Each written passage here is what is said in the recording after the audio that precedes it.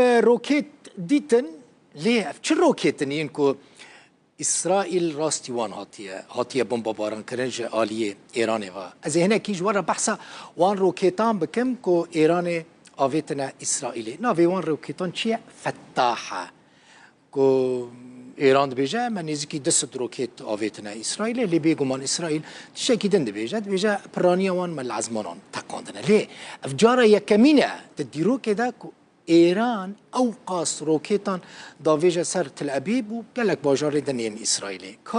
ام بهفره تایبت مندیا وان روکتن فتاح نصبک بنیرن سر گرافیک تماشا بکن روکتن فتاح روکتن بالستیکینه اون گرافیک دبینن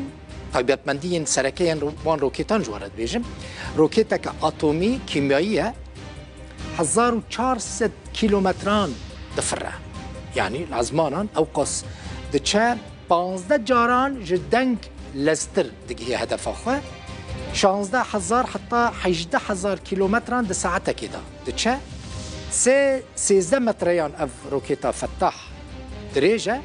سيستما راداران جي در باستكه يعني قالك جاران رادار نكارن و بگرن دكاره وان سیستم راداران جی در باز بکه اف روکتا فتح کون سر اکران روداوی دبینن در سال 2023 دا کتیه دست